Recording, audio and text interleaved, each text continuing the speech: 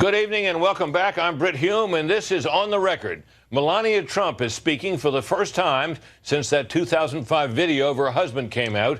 You will see some of that interview right here in just a few minutes. Meanwhile, Donald Trump is about to speak, and we expect he will once again call the election rigged. Today, Hillary Clinton is noticeably absent as she prepares for that final debate this coming Wednesday. At this hour, the national polling average shows Hillary Clinton with a 7-point lead in a two-way race and an identical lead in a four-way. The betting odds continue to show her a favorite, now by nearly 5-1.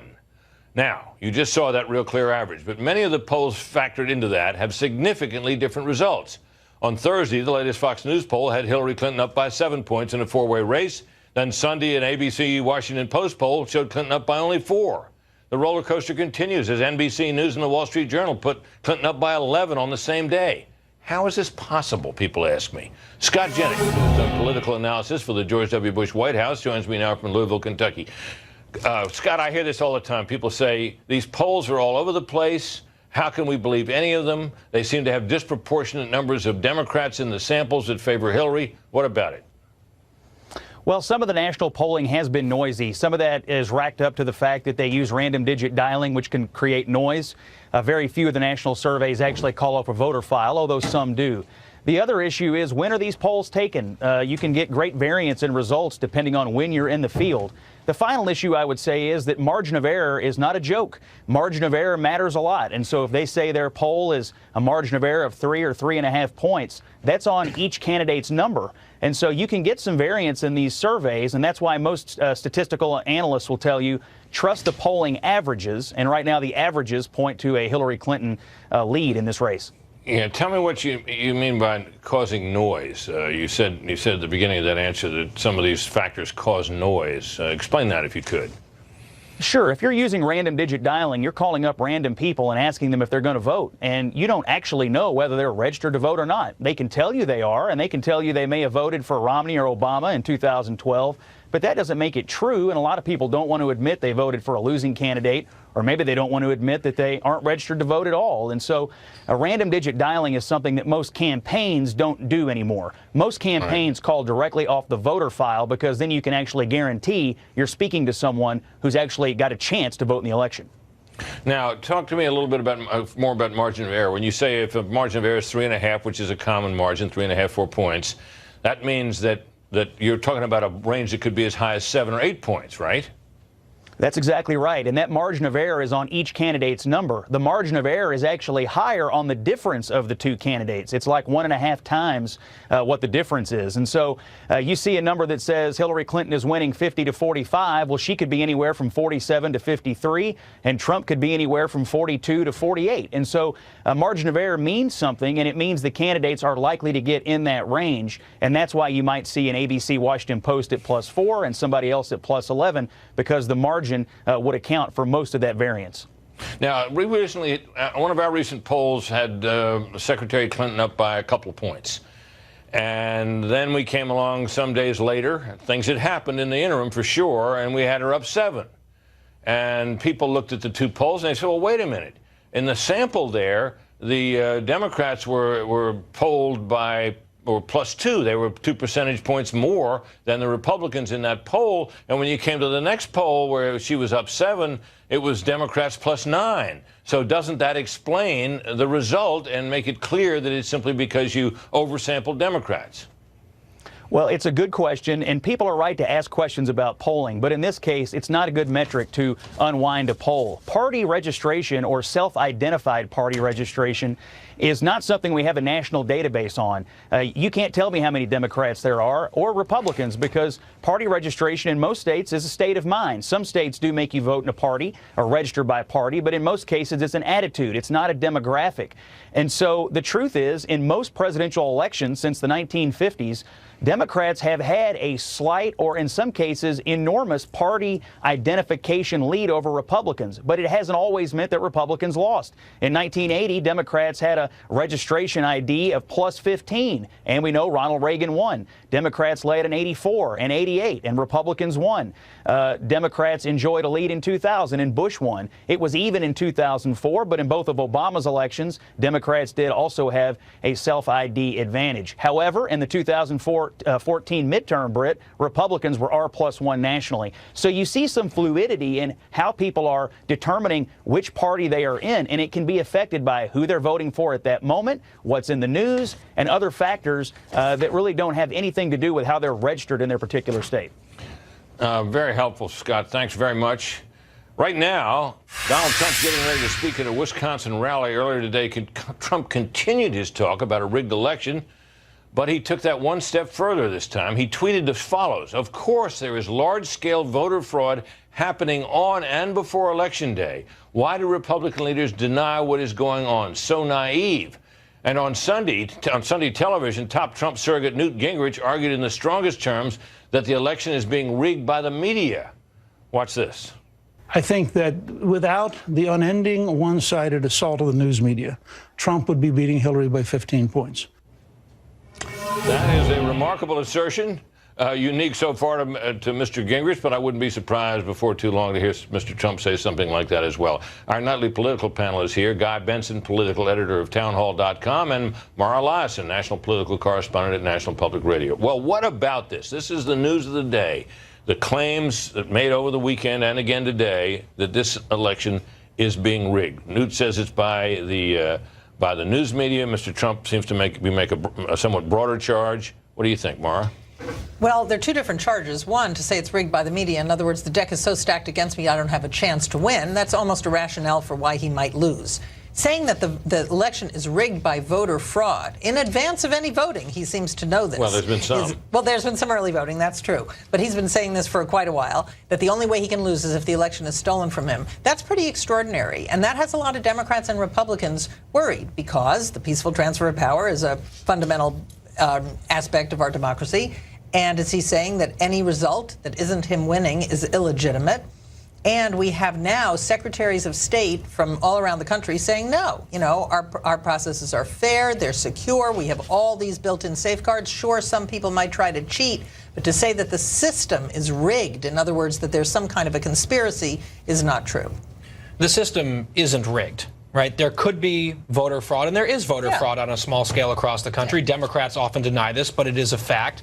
But widespread, big-scale voter fraud that could tip a presidential election is an extraordinary claim, and that requires, as someone said, extraordinary evidence, which we don't have. It's probably worth discussing for a moment here exactly how the polls are operated and who operates them in these neighborhoods and districts all across the country, huge numbers. My understanding is that, there are election officials who see that ballots get distributed and may set up equipment. But these polling places are manned by volunteers, right? Ordinary Americans. That's right. From both parties. From both parties, exactly. Right? And if you want watchers in the polling place representing your candidacy, you can have that, correct? Yes, and from both sides, which is important to point out. Remember all the poll watchers we saw that were in Florida during the Florida recount, looking over the shoulders as those ballots were being recounted and recounted? Right. Now, I do think it's a little bit interesting watching a lot of people on the left wringing their hands about how corrosive this is, what Trump is saying, all the rigged nonsense, and it is nonsense. This is undermining people's faith in the system. Well, Al Gore was just at a Hillary Clinton rally this past week where people were chanting that he won Florida, which is a lie. He did not. John Kerry whispered for years to reporters that he was convinced Ohio was stolen from him in 2004. There are people who do this to sort of set a narrative after the fact. What's interesting here is Trump is trying to set the narrative before the fact, because I think he knows, based on actual real polling, he's losing. And, the other thing that could be unintended consequence of this, he says over and over again, the system is rigged. The subject is, I don't stand a chance. That could suppress his own vote. If you think the vote is rigged, why should you bother to go out? Well, another point that's worth making is that it seems that the number of votes cast in a state, and certainly in a nation, is so vast that it would be extremely difficult to rig enough of the votes to change the outcome, even in a given state. But when you're talking about local elections, where you have a much smaller volume of votes, it seems to me that you can make a pretty good argument that local races could be rigged. Yeah, and another point that these secretaries of state have made is that most of the vote counting is not online. In other words, these are not systems that are all hooked up to the internet that would be subject to somebody hacking in and changing the results all over the country.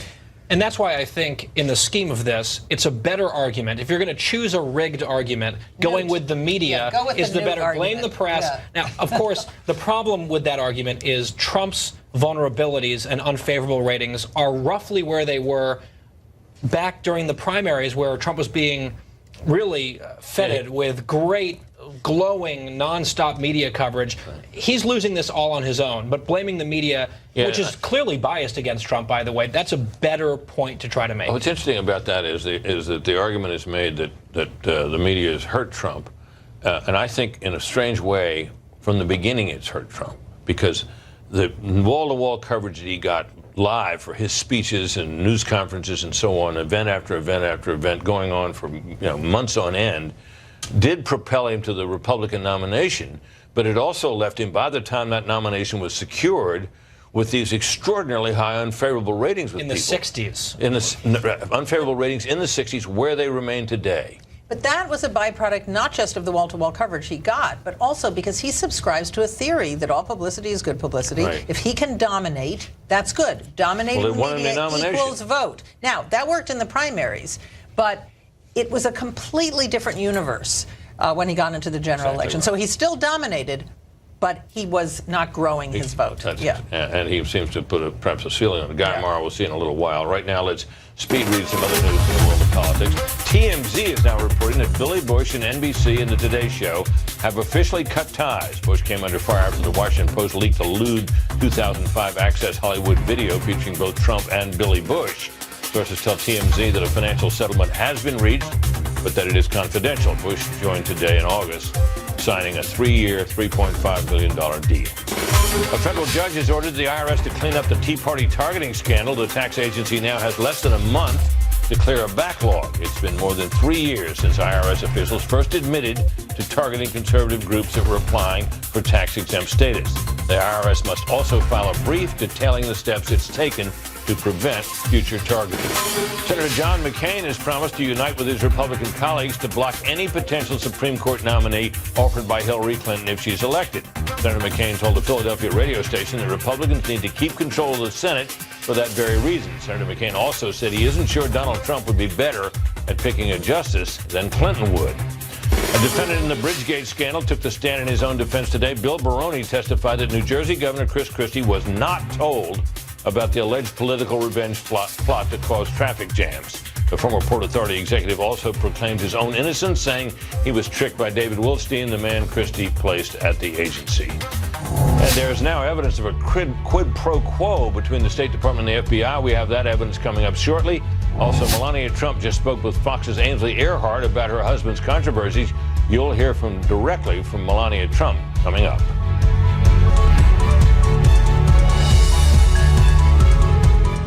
Newly released FBI documents show a senior State Department official proposed a quid pro quo in order to get the FBI to strip the classification on an email from Hillary Clinton's private server. Fox News Chief Intelligence Correspondent Catherine Harridge has the story. Catherine, well, what you, happened Britt. here? This particular email relates to the Benghazi terrorist attacks in 2012. And a senior lieutenant for Secretary Clinton, Patrick Kennedy, had a discussion with the FBI, and he said, look, we need to make this unclassified, and we also want to keep it away from the public. And maybe if you scratch my back, I will scratch yours. In what way? That they would okay overseas postings. State Department would. Yes, correct, for FBI agents in places that they are not operating at that time. So they needed this, the FBI desired to have their agents able to operate in certain places where the State Department basically had forbidden them to do correct. so, correct? It would be in overseas embassies, yes, correct. Overseas embassies. So he Patrick Kennedy, suggested this to the FBI. So you change the classification on this document, That's right. which would have to be produced if it for the public. For the public. So that it wouldn't appear that she had a classified document on her server, right? That's right. And it wasn't just on one occasion. Based on these new FBI documents, it happened on 3 separate occasions. When he was turned down, he said, well, who can I take it higher up the chain to discuss? And at the briefing today, the FBI. That's correct. And at the briefing today, we asked the State Department to explain whether this was really in keeping with their high ethical standards. Let's listen. Is that in keeping with the high ethical standards of the State Department? We, Pat Kennedy, all of us at the State Department are going to make their case as best they can. That's called interagency exchange and the kind of discussions that we carry out all the time. Saying the FBI agent either got it wrong or is lying in this 302? As I understand this, Catherine, this was any idea or any really assertion that this was somehow tit for tat or a quid pro quo exchange of in that manner really, frankly, is insulting.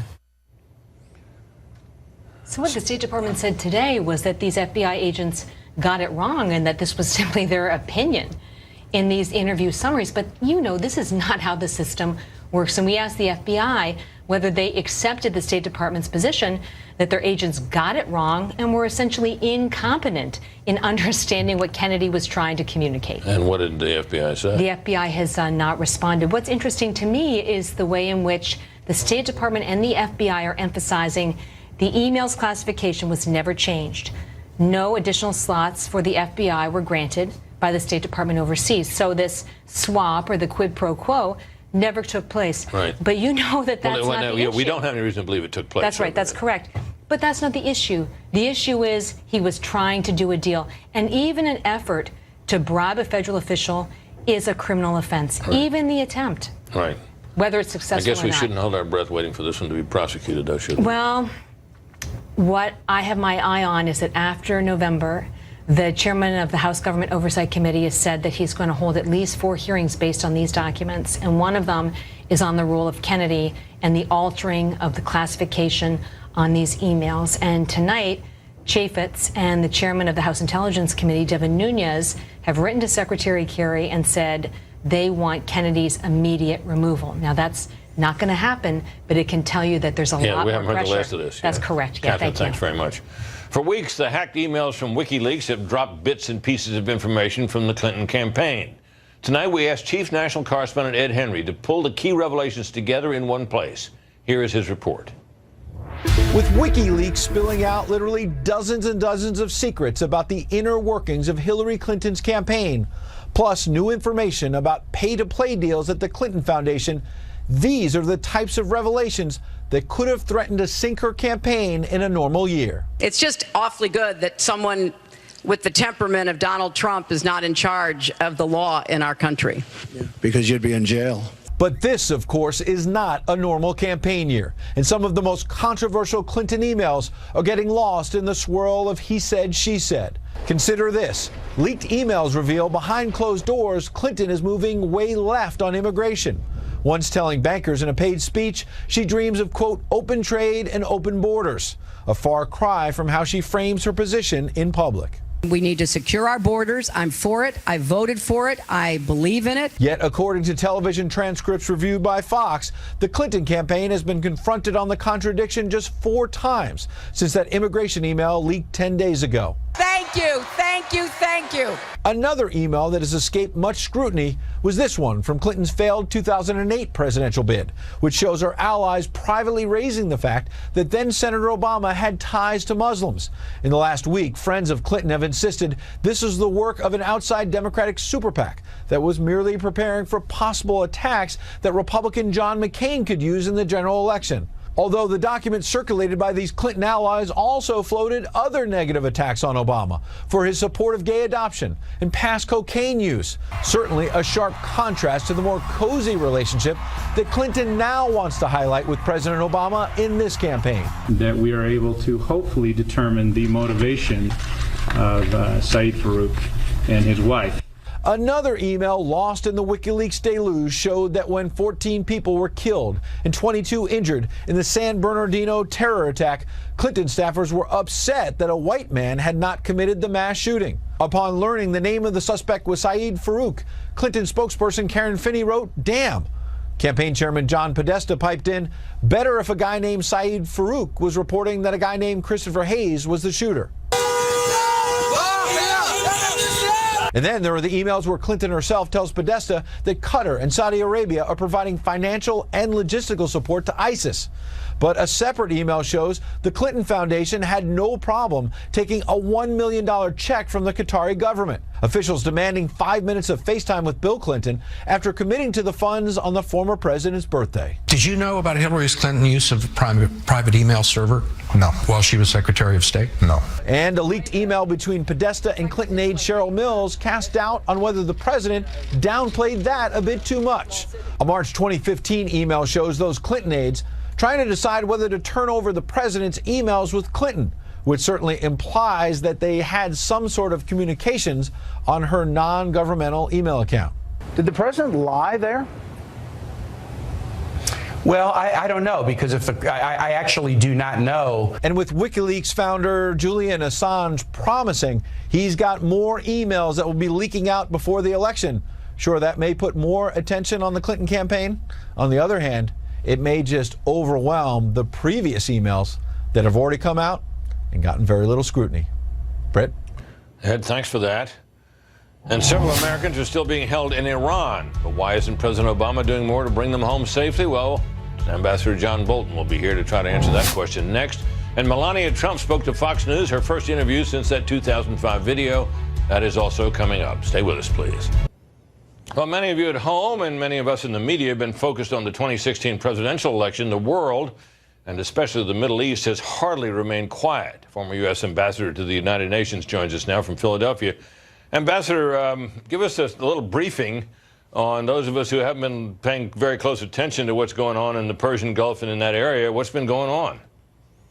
Well, I think conditions from the U.S. point of view continue to deteriorate. I think it's the natural unfolding of now almost 8 years of Barack Obama's withdrawal of American influence and assertiveness in the region. We see Houthi rebels in Yemen, for example, firing missiles at American ships in the Red Sea, almost certainly at the behest of the Ayatollahs in Iran. We've got Americans still hostage, indeed Americans taken hostage since the famous nuclear deal of the summer of 2015.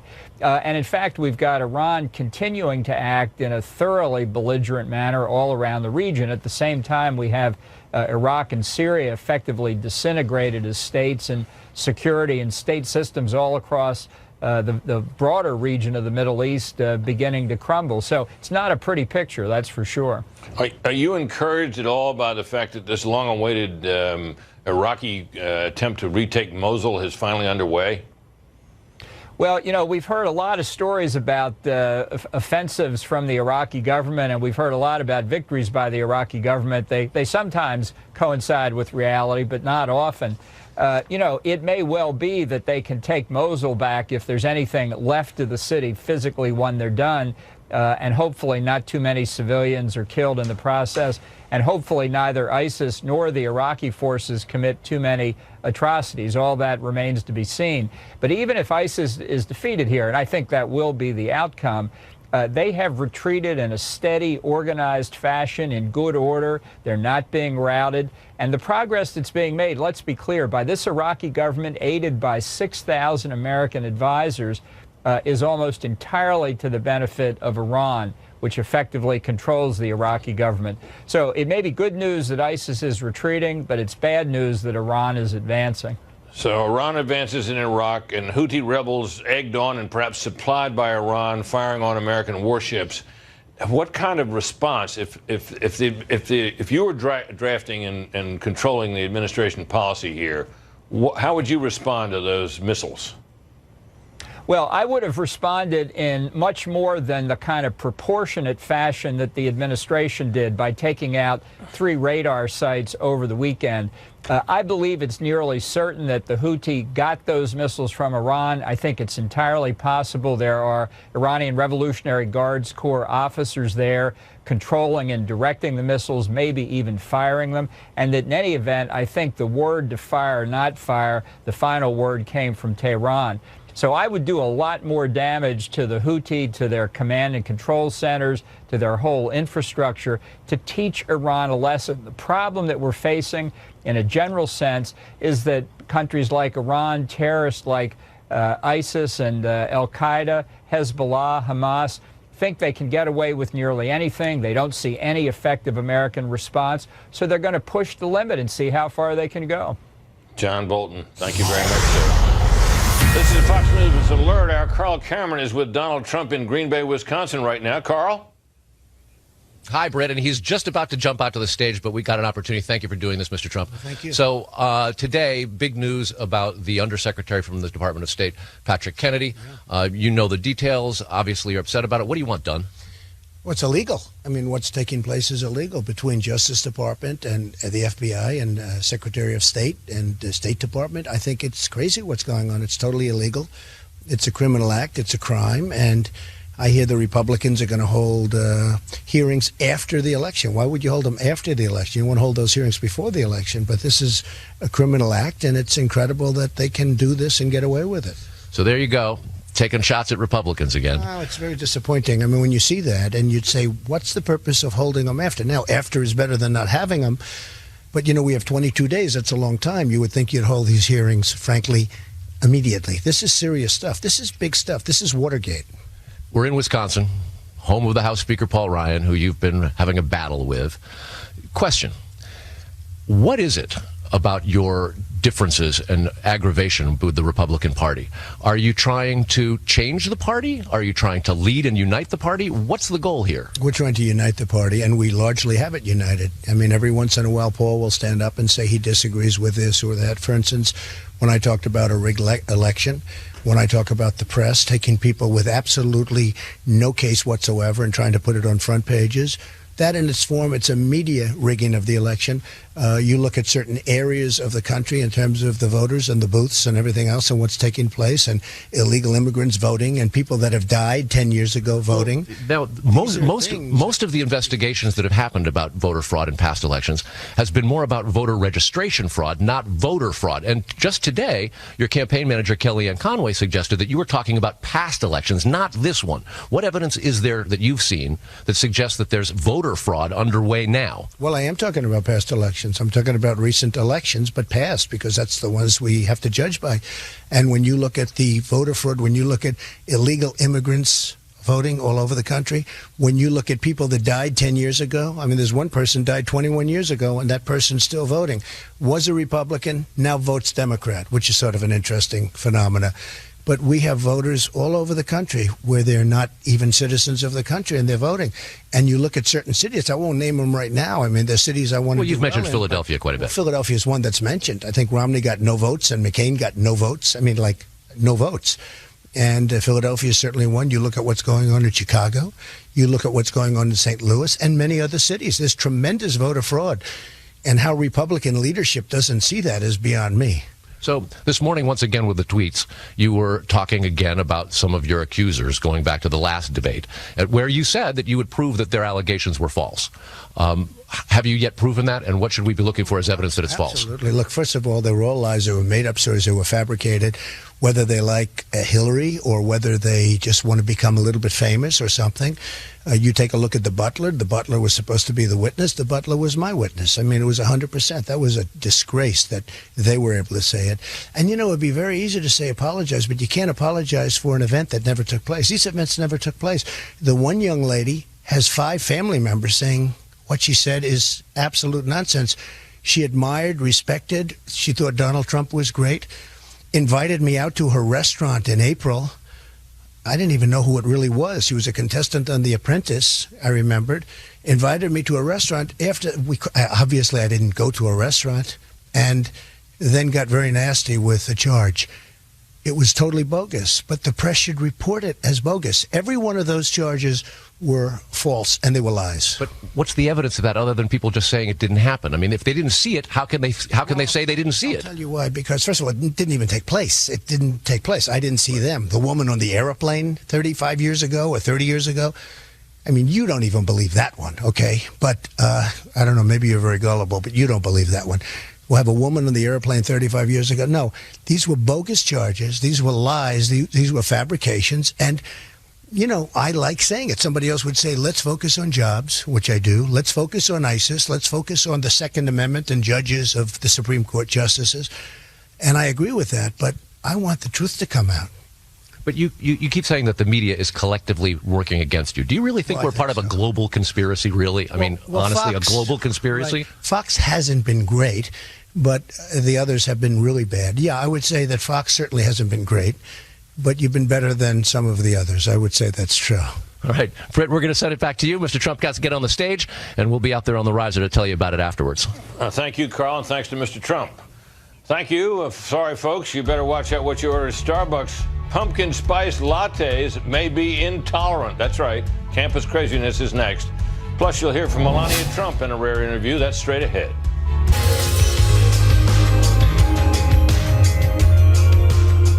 Time now to look at some of the craziness on and affecting the nation's campuses.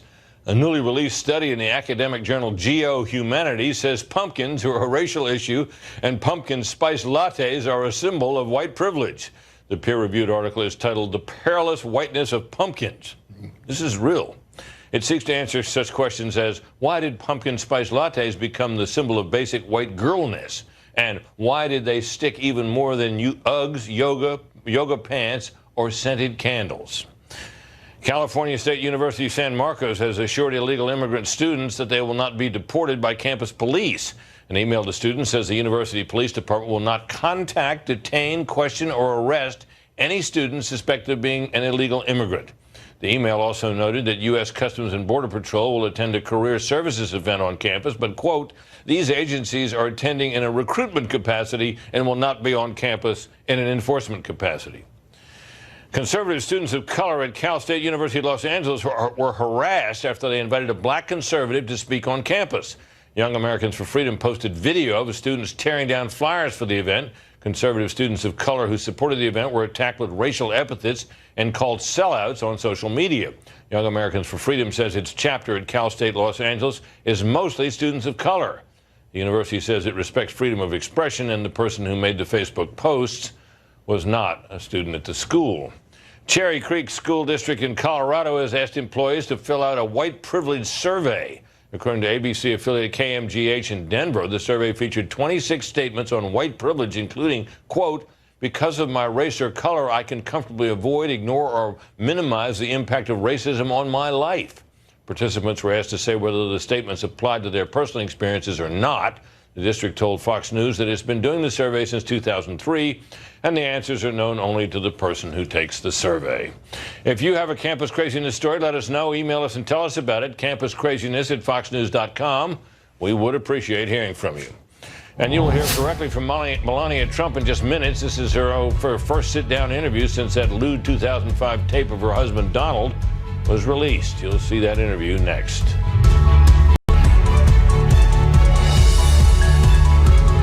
In an interview to be aired tomorrow on Fox and Friends, Melania Trump sat down with Fox's Ainsley Earhardt to answer questions for the first time since that video of Donald Trump's crude comments about women came to light. Ainsley is here with a preview.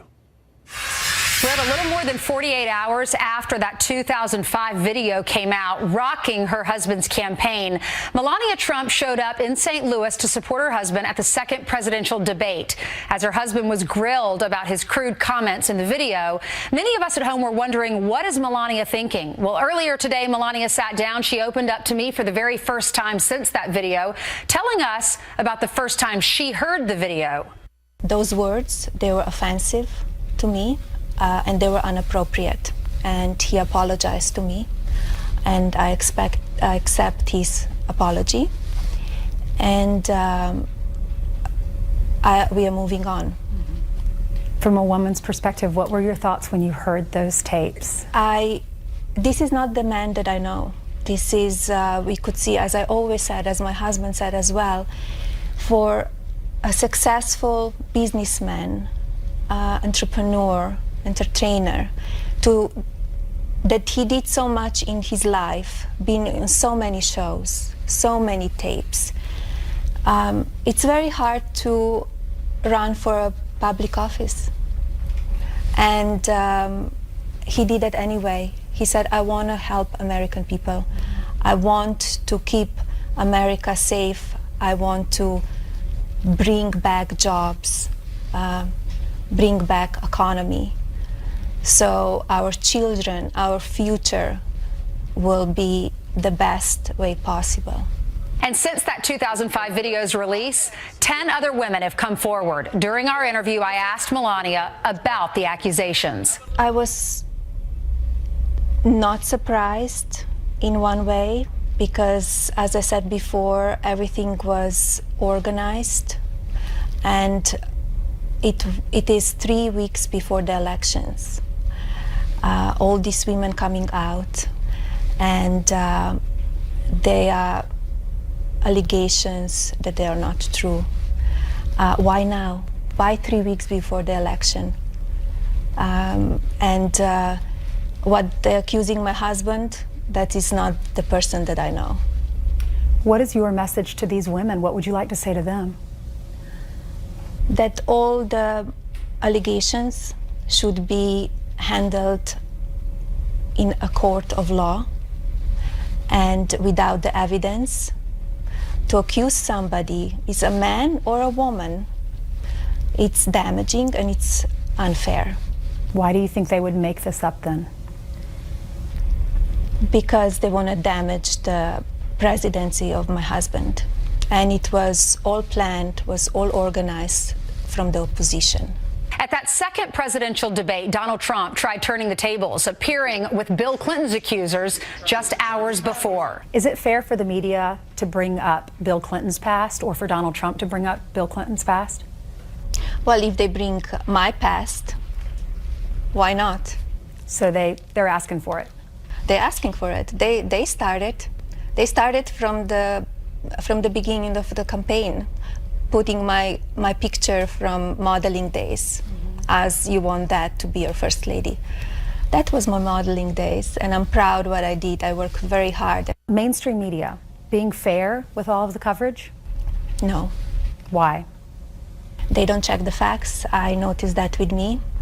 Since my husband announced, story after story, even if I say my answers, they don't listen to me. They would prefer to listen to somebody else who doesn't know me. That's why all the immigration story came out, as you remember. New York Post did 2 rows, in 2 days in a row. My pictures that I took as a model. I'm very proud of my body. I'm not ashamed of my body. I'm very comfortable in my body. And before we left Trump Tower, I asked Melania about what we can expect this Wednesday. It's the last debate in Vegas. What's your advice to Donald Trump? Just to be himself. Be himself. I know how smart he is. I know what he's capable of. And keep it calm, cool, focus, and to talk about issues that American people want to hear about. And believe it or not, that is just a small part of my conversation with Melania. There is so much more that you have to see. It'll air tomorrow morning, starting bright and early on Fox and Friends. Brett? Thanks, Ainsley. Just a reminder, Fox and Friends kicks off each morning at 6, so don't forget to tune in for that.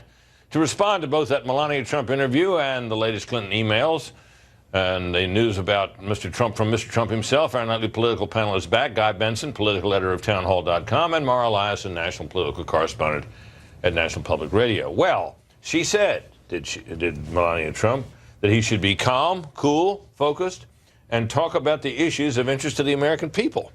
What do you think of that advice? Pretty good advice from Mrs. Trump, I would say. He hasn't been following that advice. She was kind of impressive in that interview, She was very wasn't she? impressive. I thought she was very compelling. You know, here's somebody, you know, English is certainly not her first language, we know that.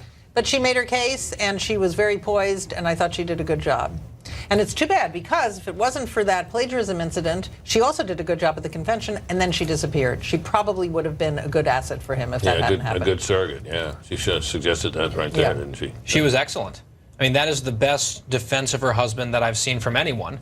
And with all due respect to some of these people attached to his campaign, having a bunch of older white men who've been married multiple times coming out defending Donald Trump is not nearly as impactful as what we just saw from his wife saying, that's not the man that I know. These women look at the timing. I thought that she laid out the case for why voters should overlook this and forgive him the way that she has. And then the advice that she gave to her own husband at the end was terrific. Yeah, you know, it's interesting. You heard him once again say those stories are all made up. I think that what a lot of people may be puzzling over is whether they may believe that these women all came out and it was coordinated. I mean, it was quite striking that 4 of them came out in one day hard on the heels of his having said in the debate that this never happened. And it was like 2 days later or 3 days later that this all came out from these women, and the ones that have come out since. I think it's quite possible to believe that this was all coordinated, planned possibly withheld for many months. I think what the question is, whether people believe that because of that the statements were false. Right. I think a lot of people think the statements were not false. On the other hand, he came to the debate with those Clinton accusers, which muddied the waters, and I think made it harder for him to make a pure defense of himself. Right. And no one forced Donald Trump to say on tape that he fondles and gropes women, which is what he did in 2005. And no one forced Donald Trump in a presidential debate to deny that he had ever followed through on those actions that he described of himself on tape, which sort of did create an invitation for women to disprove him and call him a liar, which 10 and out. It's like Gary Hart saying, put a tail on me. Yeah. Very quickly, we saw this segment with Catherine about the FBI agent saying that this quid pro quo was over. That's Patrick Kennedy, very close to Hillary. Any impact on the campaign from that? Quickly. I think it's not good, but this Trump stuff just overwhelms everything. Yeah, videotape is powerful, isn't it? But that's a pretty. It should matter. You want to talk about rigged? Right. Hillary Clinton and that scandal and the total lack of accountability for everyone is astonishing. There you go. Guy Mara, thanks very much. Coming up, a phony, a terrorist, and a twit. That's just a few of the names I've been called. More mean tweets coming up next. Time now for another round of viewer feedback from Twitter where people can't seem to agree about me. Mr. Kev GC tweeted, quote, "No one likes you, Brit the twit. Go home, dummy." Yet Cliff Devereaux tweeted, "Brit, I think you're a fair journalist. I think you're the consummate professional. Stay the course." A Twitter user by the name of Sausage House said, "Brit, you're a terrorist to honest journalism." But Paul Johnson tweeted, quote, "For most in media, honest journalism is an oxymoron, notably the New York Times. Brit is one of the exceptions." Well, thank you, sir. But Joe Hugo said, "Wipe that smug smirk off your face, Brit. We know you're a phony." And finally, M. Woodley tweeted, "Thank you for not catching the crazy. It must be stressful for this election. Sir, you have no idea." Please keep the feedback coming. We do really like hearing from you folks. Tweet me using Brit Hume or at Brit Hume or email ontherecord@foxnews.com. That is about it for us tonight, but stay tuned for the O'Reilly Factor, which is next, and in which Bill will